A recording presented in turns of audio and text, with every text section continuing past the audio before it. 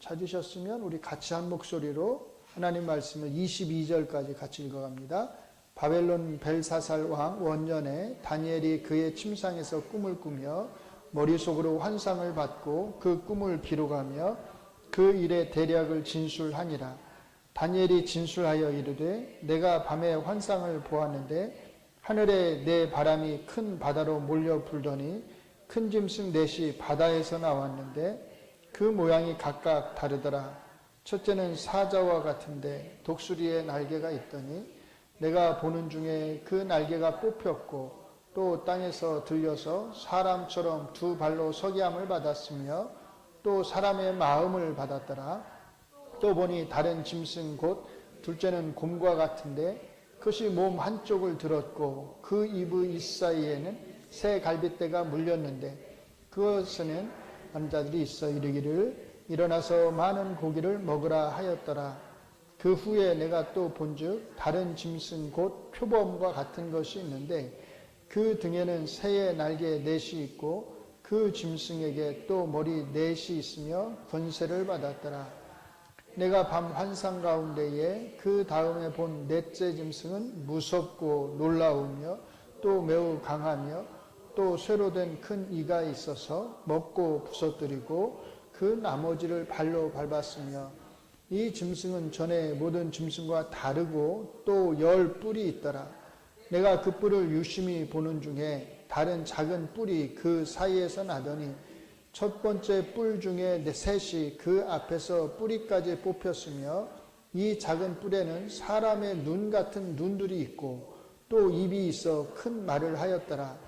내가 보니 왕좌가 놓이고 옛적부터 항상 계신 이가 좌정하셨는데 그의 옷은 희기가 눈 같고 그의 머리털은 깨끗한 양의 털 같고 그의 보좌는 불꽃이요 그의 바퀴는 타오르는 불이며 불이 강처럼 흘러 그의 앞에서 나오며 그를 섬기는 자는 천천히요 그 앞에서 모셔 선 자는 만만이며 심판을 베푸는데 책들이 펴 놓였더라. 그때에 내가 작은 뿔이 말하는 큰 소리로 말미암아 주목하여 보는 사이에 짐승이 죽임을 당하고 그의 시체가 상한 바 되어 불타오르는 던졌는데 그 남은 짐승들은 그의 권세를 빼앗겼으나 그 생명은 보존되어 정한 시기가 이르기를 기다리게 되었더라. 내가 또 밤 환상 중에 보니 인자 같은 이가 하늘 구름을 타고 와서 옛적부터 항상 계신 이에게 나아가 그 앞으로 인도되매 그에게 권세와 영광과 나라를 주고 모든 백성과 나라들과 다른 언어를 말하는 모든 자들이 그를 섬기게 하였으니 그의 권세는 소멸되지 아니하는 영원한 권세요 그의 나라는 멸망하지 아니할 것이니라. 나 다니엘이 중심에 근심하며 내 머릿속에 환상이 나를 번민하게 한지라. 내가 그 곁에 모셔 선 자들 중 하나에게 나아가서 이 모든 일의 진상을 물으매 그가 내게 말하여 그 일의 해석을 알려주며 이르되 그 내 큰 짐승은 세상에 일어날 내 왕이라. 지극히 높으신 이의 성도들이 나라를 얻으리니 그 누림이 영원하고 영원하고 영원하리라. 이에 내가 넷째 짐승에 관하여 확실히 알고자 하였으니 곧 그것은 모든 짐승과 달라서 심히 무섭더라. 그 이는 쇠요 그 발톱은 노시니 먹고 부서뜨리고 나머지는 발로 밟았으며 또 그것의 머리에는 10뿔이 있고 그 위에 또 다른 뿔이 나오매 새 뿔이 그 앞에서 빠졌으며 그 뿔에는 눈도 있고 큰 말을 하는 입도 있고 그 모양이 그의 동류보다 커 보이더라. 내가 본 적 이 뿔이 성도들과 더불어 싸워 그들에게 이겼더니 옛적부터 항상 계신 이가 와서 지극히 높으신 이의 성도들을 위하여 원한을 풀어주셨고 때가 이름에 성도들이 나라를 얻었더라. 아멘. 자, 프린트물 다 받으셨죠? 예. 오늘은 제가 아침 설교에서 잠깐 말씀을 드린 대로 마가복음 4장 62절에서 예수님이 하신 그 말씀의 배경이 되는 시편 110편 1절 그리고 오늘 저희가 방금 읽은 다니엘 7장 특별히 7장 13절을 중심으로 하고 있는 건데 이 말씀들을 좀 함께 나눠보도록 하겠습니다. 자, 프린트물을 제가 읽어 내려갈게요. 잘 집중해서. 조금 내용이 조금 많다라는 생각은 드는데 이때가 아니면 이거를 따로 뒷부분을 설명할 수도 없어서 다 그냥 좀 넣어봤습니다. 잘 집중해서 따라오셨으면 좋겠어요. 자, 저희가 오전에 이 본문을 통해서 예수님이 대제사장에게 하신 말씀이 얼마나 충격적인 말씀이었는지를 살펴보았습니다. 이 말씀 속에서 유대인 일반, 그러니까 대부분의 유대인들이 가지고 있던 하나님의 아들로서의 메시아, 그리스도 개념과 예수님이 말씀하신 개념 사이에 얼마나 큰 차이가 있었는지를 알 수 있었습니다. 이런 개념의 차이와 관련해서 오전 예배 설교에서 다루지 못했던 것을 62절을 중심으로 해서 좀 더 자세히 다루어 보도록 하겠습니다. 이 말씀은 구약성경의 시편 110편 1절과 다니엘 7장 13절을 염두에 두고 하신 것입니다. 구약성경의 이 두 구절은 장차 오실 그리스도를 가리키는 대표적인 구절들입니다. 시편 110편 1절의 개역 개정 번역은 이렇게 되어 있습니다. 같이 읽습니다. 여호와께서 내 주께 말씀하시기를 내가 내 원수들로 내 발판이 되게 하기까지 너는 내 오른쪽에 앉아있으라 하셨도다. 자, 먼저 이 시편의 표제를 보시면 다윗의 시라고 되어 있습니다. 그리고 전통적으로도 이 시편 110편은 메시아 시편으로 많이 읽혀왔습니다. 그래서 신약성경도 제일 많이 인용하는 구약성경 구절이 이 110편이에요. 하지만 본문의 언어 자체만 놓고 보면 잘 보세요. 하나님께서 이 땅에 자신을 대신하여 세우신 왕에게 승리와 통치권, 권세를 약속하시는 제왕시의 성격도 분명히 가지고 있습니다. 그러니까 이 시편 110편이 기본적으로 이스라엘 왕과 관련돼서 말씀을 한다는 거예요. 사실은 제왕시로서의 이런 맥락에서 보면 구약적 배경에서 내 주는 누굴 가리키겠어요? 이스라엘의 왕을 가리킨다는 것이죠. 그러면 이 시편을 바치는, 쉽게 말해서 낭독하는 사람은 누굴까요? 왕의 신하겠죠. 그러니까 왕의 신하가 예를 들자면 이런 상황이죠. 이스라엘의 왕이 전쟁터에 싸우러 나가기 전에 이 기도를 드린다고 한번 생각을 해보세요. 모든 백성을 모아놓고. 그러면 여호와께서 내 주께 할 때 내 주는 누구겠어요? 이스라엘의 왕을 가리킨다는 뜻이에요. 그래서 구약적 배경에서 내 주는 이스라엘의 왕을 가리키고 내 오른쪽은, 제가 오늘 오전 설교를 잘 들으셨으면 이해가 되실 거예요. 내 오른쪽은 하나님을 대신하는 통치자로서의 자리, 그리고 권력과 권세의 자리, 하나님의 통치에 함께 참여하는 그런 자리를 가리킵니다. 하나님이 이스라엘 왕을 이방의 모든 왕들보다 높이시고 그의 승리를 보증하신다는 것입니다. 이런 면에서 이 시편 110편은 시편 2편과 그 의미가 일치하며 같은 종류의 시라고 볼 수 있습니다. 물론 이 시편에는 한 가지 긴장도 있습니다. 그게 뭐냐면 표제는 다윗의 시라고 하는데 그렇다면 다윗이 누구를 내 주라고 부를 수 있겠느냐는 것입니다. 자기 자신을 가리켜서 내 주라고 부르진 않을 거 아니에요. 그래서 이 표제는 이게 중요해요. 언제 붙여졌어요? 후대에 붙여진 거예요, 사실은. 그리고 그 뜻도 이게 다윗에게 또는 다윗이 지은 것일 수도 있지만 다윗에게, 다윗을 위하여, 그러면 그 다윗을 위해서 지은 시라는 의미를 가질 수 있는 거예요. 그러니까 뜻이 한 가지만 있는 건 아닌데 일단 이 표제가 후대에 붙여진 것이긴 하지만, 자, 마태복음 22장 41절로 46절에서 바리새인들과 예수님은 이 시편의 저자가 다윗 왕이라는 데 동의하고, 그러므로 이 시편에서 내 주는 그리스도를 가리킨다는 데에도 의견을 같이 했습니다. 즉, 이 시편은 단순히 한 시대의 왕을 넘어서 장차 오실 더 큰 왕으로서의 그리스도를 가리키는 말씀으로 이해되었습니다. 바로 이런 맥락 속에서 예수님은 이 말씀을 자신에게 적용하십니다. 그러므로 62절에서 같이 읽을까요? 인자가 권능자의 우편에 앉은 것과 라고 말씀하셨을 때 예수님은 단지 내가 하나님을 대신하는 왕이다 라고 말씀하신 것이 아닙니다. 그러니까 이스라엘의 왕 같은 그런 의미에서 말씀하신 게 아니란 거예요. 내가 그리스도다 라고 말씀하신 것입니다.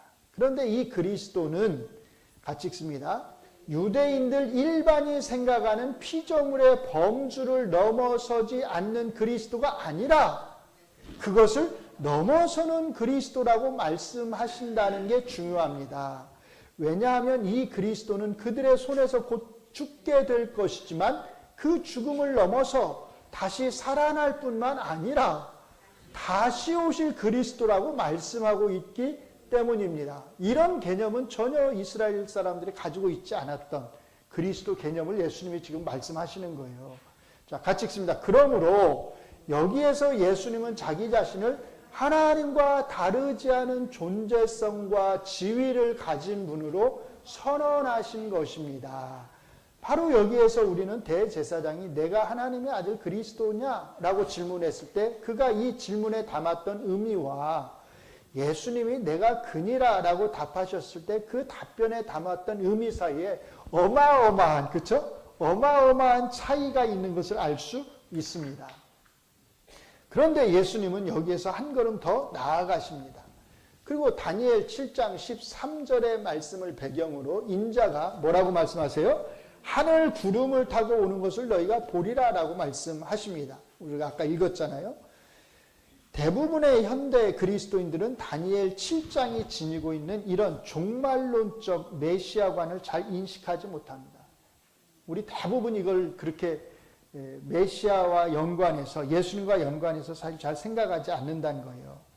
그러나 다니엘 7장은 이 땅의 심판자로 다시 오실 그리스도의 종말론적 통치를 이해하는 데 매우 중요하다는 것을 잊지 말아야 합니다. 다니엘 7장은 다니엘이 본 환상을 다룹니다. 이 환상을 이해하려면 그 전체 흐름을 우리가 먼저 잘 따라가야 합니다. 먼저 아까 읽었으니까 그걸 잘 생각하시면서 환상의 첫 부분에 해당하는 1절로 8절에서는 뭐가 나오죠? 4마리의 큰 짐승이 차례로 나옵니다. 사자, 곰, 표범, 그리고 10뿔을 가진 무섭고 강한 짐승입니다. 이것들은 이스라엘을 억압하고 하나님의 백성을 짓밟는 세계 제국들을 상징하는데 이것들은 제국들을 상징합니다. 같은 말이 한 번 더 들어갔네요. 뒤엔 그냥 지워도 될 것 같네요. 그리고 이제 그 다음에 9절로 14절에서는 인자 같은 이가 옛적부터 계시니 누구예요? 여호와 하나님에게 나아가 왕권을 받는 환상이 나옵니다. 특히 13절과 14절은 이렇게 말합니다. 같이 읽습니다. 내가 또 밤 환상 중에 보니 인자 같은 이가 하늘 구름을 타고 와서 옛적부터 항상 계신 이에게 나아가 그 앞으로 인도되매 그에게 권세와 영광과 나라를 주고 모든 백성과 나라들과 다른 언어를 말하는 모든 자들이 그를 섬기게 하였으니 그의 권세는 소멸되지 아니하는 영원한 권세요 그의 나라는 멸망하지 아니할 것이니라. 다른 언어를 말하는 모든 자들, 이게 누구겠어요? 모든 이방 나라들이 이 인자 같은 이에게 굴복하리라는 거예요.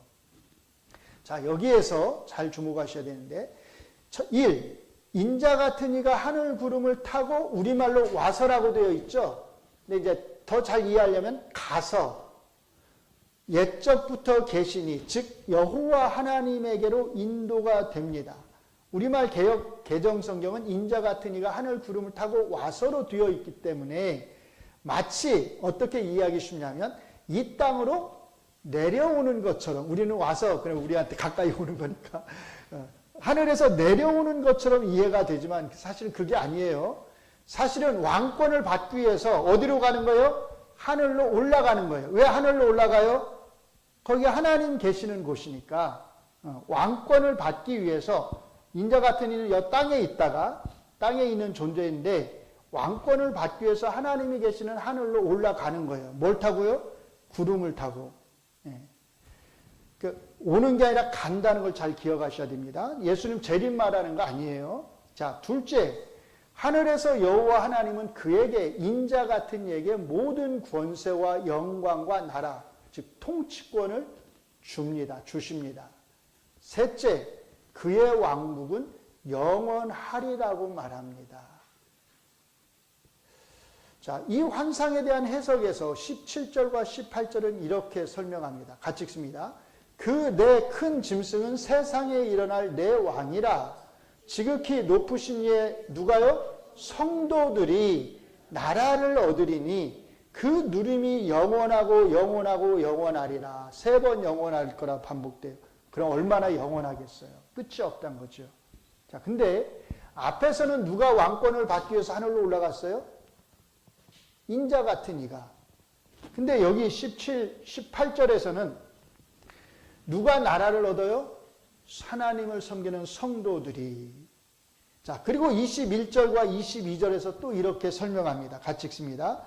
내가 본즉 이 뿔이 성도들과 더불어 싸워 그들에게 이겼더니 옛적부터 항상 계신 이가 와서 지극히 높으신 이의 성도들을 위하여 원한을 풀어주셨고 때가 이름에 성도들이 나라를 얻었더라. 그러니까 하나님을 이 땅에서 신실하게 섬기는 그 하나님의 백성들이 세상 나라들에 의해서 핍박을 받지만 궁극적으로는 승리할 것이다 라고 말을 하는 겁니다. 17절부터 21절의 말씀은 이 땅의 성도들이 이 땅의 제국들을 상징하는 짐승들에게 특히 넷째 짐승에게서 핍박을 받게 되지만 여호와 하나님께서 이들의 원한을 갚아주시고 이들에게 영원한 왕국을 얻게 하신다는 것입니다. 그렇다면 자, 같이 읽습니다. 시작. 이 말씀은 그 앞의 환상, 인자 같은 이가 하늘로 가서 왕권을 받는 환상과 어떻게 연결되는 것일까요? 한번 잘 생각해 보세요. 기본적으로 15절로 22절의 말씀은 앞에 두 환상, 즉 내 짐승 환상과 인자 같은 이 환상에 대한 해석입니다. 중요한 것은 같이 읽습니다. 인자 같은 이가 하늘에 가서 왕권을 받는 것과 그 해석으로 주어진 성도들이 영원한 왕국을 얻게 되는 것을 어떻게 보느냐입니다. 인자 같은 이와 성도들은 같은 존재를 가리키는가 아니면 다른 존재를 가리키는가 하는 거예요. 같은 존재일까요? 다른 존재일까요? 자, 빨간 부분으로 되어 있죠? 같이 읽겠습니다. 본문의 흐름상 이 둘을 완전히 동일시하기보다는 인자 같은 이가 성도들을 대표하는 분으로 이해하는 것이 더 자연스럽습니다.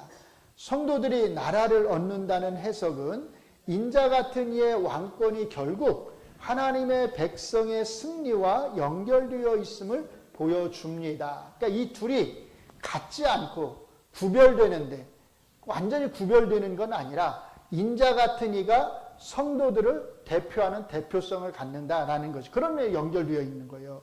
무엇보다 이런 구별성은 오늘 본문에서 예수님이 인자 같은 이를 자기 자신에게 적용해서 말씀하신다는 것을 통해서도 잘 드러납니다. 예수님은 인자가 하늘 구름을 타고 오는 것을 너희가 보리라 라고 말씀하십니다. 여기에 몇 가지 주목해야 할 중요한 요점들이 있습니다. 첫째, 예수님이 사용하신 인자라는 표현은 같이 읽습니다. 다니엘 7장 13절에서 온 것이라는 겁니다. 다시 말해서 예수님은 그냥 사람의 아들이란 의미로 인자칭호를 사용하신 것이 아니라 같이 읽습니다. 다니엘 7장 13절이 의미하듯이 누구요? 장차 하나님에게서 왕권을 받게 되실 분이라는 의미로 인자칭호를 사용하셨다는 것입니다. 굉장히 그러니까 인자칭호가 예수님에게는 중요한 것을 알 수 있어요. 둘째, 다니엘 7장 13절은 인자 같은 이가 왕권을 받기 위해서 구름을 타고 하늘로 가는 것으로 잘 보세요. 하늘로 가는 것으로 묘사가 되지만 예수님은 이 말씀을 사용해서 인자가 하늘 구름을 타고 어떻게 해요? 오는 것으로 어디로 와요? 이 땅으로 오시는 것으로 바뀌어 있죠. 표현이 오시는 것을 너희가 보리라고 말씀하십니다. 다시 말해서 예수님은 자신의 죽으심과 부활 이후 하늘로 올리우시는 것을 묘사하는 것이 아니라 올리우신 이후에 다시 이 땅으로 오시는 것을 말씀하신다는 것입니다. 바로 여기에 앞의 시편 110편 110편 1절 말씀과의 밀접한 연관성 및 차이가 있습니다. 같이 읽습니다. 앞에 시편 110편 1절은 예수님이 죽으시고 부활하신 이후 하늘에서의 상태, 즉 하나님 보좌 우편에 앉으시는 것, 예수님의 왕 되심을 묘사하고 있다면 다니엘 7장 13절은 그 이후의 행위, 즉 하나님의 보좌 우편에 앉아 계시는 이 왕이신 예수님이 이 땅의 심판자로 오시는 것을 묘사한다는 것입니다. 계속요. 이렇게 시편 110편 1절과 다니엘 7장 13절은 예수님의 죽으심과 부활 이후의 모습을 연이어서 설명하는 동시에 왕과 심판자로서의 차별성까지 함께 담고 있는 것을 알 수 있습니다. 놀랍죠? 이 말 무슨 말인지 이해되셔요? 왜 예수님이 시편 110편 1절과 그거 하나만 말씀하지 않고 다니엘 7장 13절을 말씀하셨느냐는 거예요. 앞에 시편 110편 1절은 그 의미가 뭐냐면 예수님께서 죽으시고 부활하셔서 하나님 보좌 우편에 앉아 계실 것을 강조한 거예요. 그런데 거기 영원히 앉아 계실까요? 그렇지 않다는 거예요. 그것을 보여주기 위해서 내가 거기 영원히 앉아 있는 게 아니다. 나는 다시 이 땅으로 올 거다.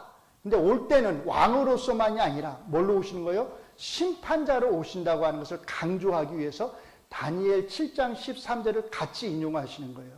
그러니까 시편 110편 1절은 부활하셔서 왕으로 하늘에 오르심을 강조한다면 다니엘 7장 13절의 말씀은 왕으로서 이 땅에 이제 내려오신다고 하는 것을, 심판자로서 오신다고 하는 것을 강조한다는 거예요. 그러니까 이 둘이 굉장히 밀접하게 연관이 있는 거죠.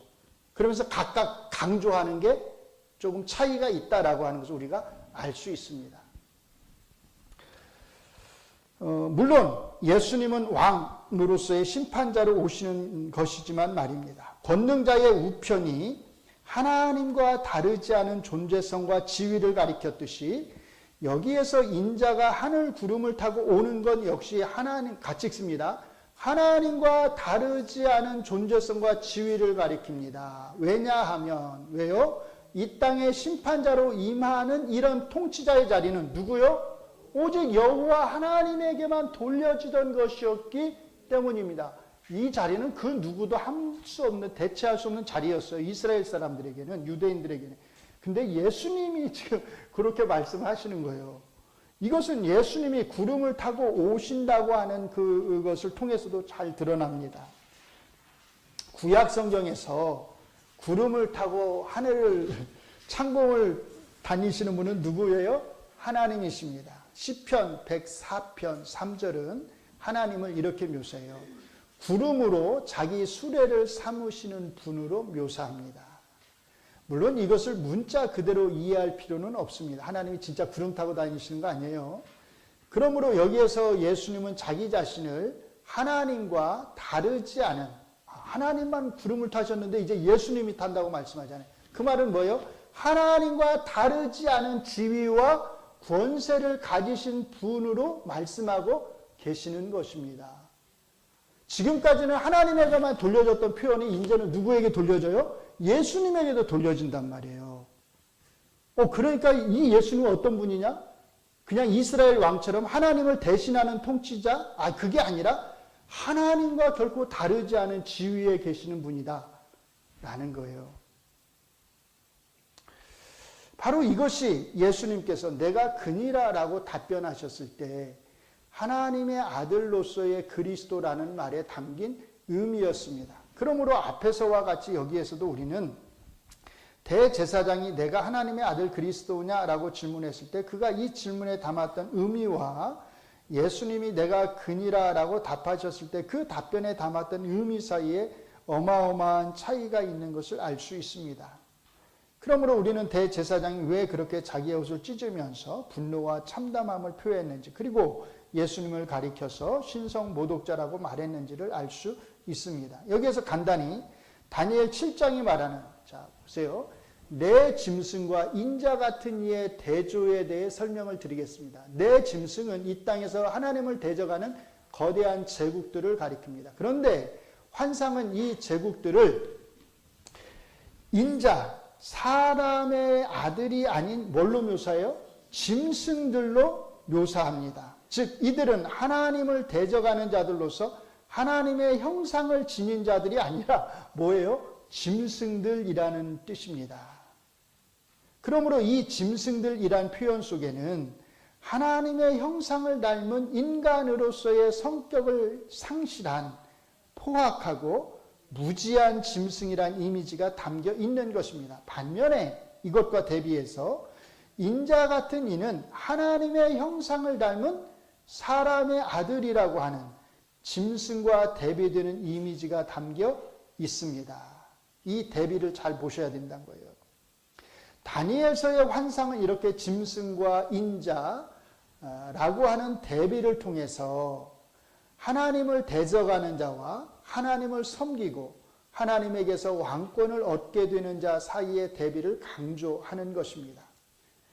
자, 그래서 같이 읽습니다. 요한계시록 13장에 보면 뭐가 나와요? 바다에서 나오는 짐승과 땅에서 올라오는 짐승이 묘사됩니다. 오늘 우리가 아까 읽었던 다니엘서 7장에서 내 짐승은 어디서 나오죠? 바다에서 나오는 걸로 묘사되죠. 이게 요한계시록 13장으로 가면 바다에서 나오는 짐승이 있고 또 땅에서 올라오는 짐승이 있어요. 어디서 가져온 거예요? 다니엘 7장에서 가져온 거죠. 반대로 다니엘 14장에서는 같이 읽습니다. 계시록 14장에서는 같이 읽습니다.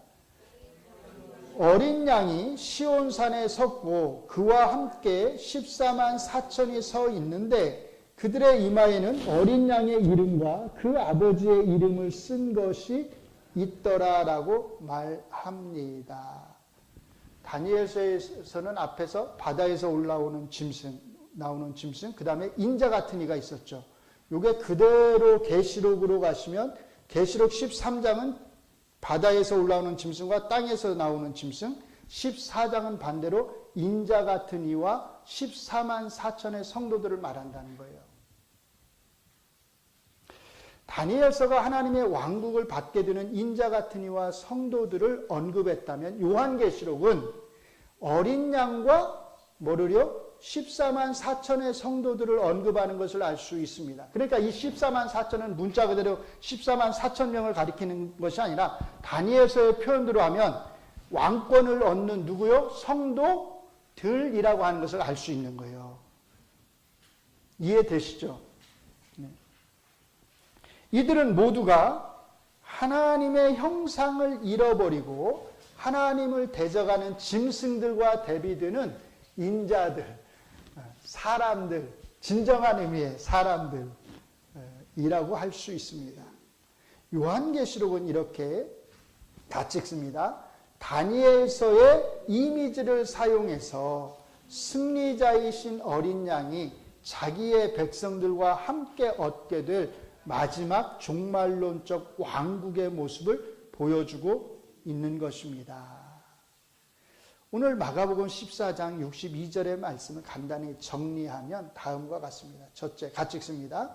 예수님은 시편 110편 1절의 말씀을 배경으로 자기 자신이 죽으시고 부활하셔서 하나님의 보좌 우편에 앉으실 왕이심을 선언하십니다. 둘째, 예수님은 다니엘 7장 13절의 말씀을 배경으로 자기 자신이 하나님에게 왕권을 받으신 왕으로서 이 땅에 심판자로 오실 것을 선언하십니다. 이 두 가지 선언은 모두 하나님의 아들로서의 그리스도라고 하는 개념에 대한 예수님의 정의가 담겨 있는 것입니다. 정의에 담겨 있는 것입니다. 즉 내가 그니라라고 답변하셨을 때 이 예수님의 답변 속에는 하나님의 아들로서의 답변 속에서 하나님의 아들로서의 그리스도는 그 존재성과 권세에 있어서 하나님과 다르지 아니하신 분이라는 함축이 있었고, 대제사장과 종교 지도자들은 이 함축을 정확히 알아차렸다는 것입니다. 그러므로 우리는 이 본문의 말씀을 읽을 때에 예수님이 단순히 자기 자신의 정체, 하나님의 아들 그리스도이심을 밝히심으로써 죽임을 당하게 되셨다고 생각해서는 안 됩니다. 바칙습니다. 이 대화 속에서는 그동안 예수님의 가르침과 행위를 통해서 드러났던 예수님의 참된 정체성이, 그러나 그 누구도 바르게 이해하지 못하고 제대로 알아차리지 못했던 예수님의 참된 정체성이 드러나고 있는 것입니다. 기독교의 복음은 단순히 하나님의 아들이신 예수님이 우리의 죄를 위해서 죽으셨다라고 하는 것으로 한정되지 않습니다. 기독교의 복음은 예수가 왕이시다라는 선언입니다. 기독교의 복음은 모든 만물이, 같이 읽습니다. 모든 만물이, 모든 사람이 왕이신 예수님에게 무릎 꿇어 경배해야 한다고 하는 요청입니다. 왜 그래요? 왜냐하면 그분은 이 땅에 왕으로 오셨고 장차 왕이자 심판자로서 다시 오실 것이기 때문입니다. 그리고 그때에는 그분을 왕으로 섬긴 자와 그분의 왕 되심을 거부한 자 모두가 다 그분이 하늘 구름을 타고 오시는 것을 보게 될 것입니다. 전자에 속한 자들에게는 그분의 영원한 왕국에서 누리게 되는 영원한 삶이 주어질 것이지만 후자에 속한 자들에게는 영원히 꺼지지 않는 지옥불, 사탄과 타락한 천사들과 짐승들이 던져지는 그 지옥불이 주어질 것입니다. 당신을 구속하신 그분은 만왕의 왕으로서 이 땅에 다시 오실 심판자이심을 기억하시기 바랍니다. 아멘. 아멘. 잘 이해가 안 되시는 분들은 혹시라도 집에서 한 번 더 읽어보시면 좋을 것 같아요. 기도하겠습니다. 우리의 구속자이시며 우리의 왕이신 주님을 우리가 섬기고 경배하며 그 앞에 엎드려 절합니다. 온전히 순종할 수 있는 마음을 주시고 온전히 충성할 수 있는 마음을 우리에게 허락하여 주시옵소서. 우리 약한 욕심과 우리의 잘못된 열심이 주님의 그 죽으심과 부활과 왕 되심의 의미를 헛되이 하지 않도록 언제나 주님의 뒤에서 주님이 걸어가신 그 길을 뒤따라서 걸어갈 수 있게 하여 주시옵소서. 그 모든 과정 속에서 우리 성령님께서, 하나님의 영이신 성령님께서 우리를 지도하여 주시고 우리를 가르쳐 주시옵소서. 언제나 성령님에게 사로잡혀서 성령님의 뜻대로 행하기를 간절히 소원하오니 주께서 우리의 이 간절함을 받아 주시옵소서. 예수님 이름으로 기도합니다. 아멘.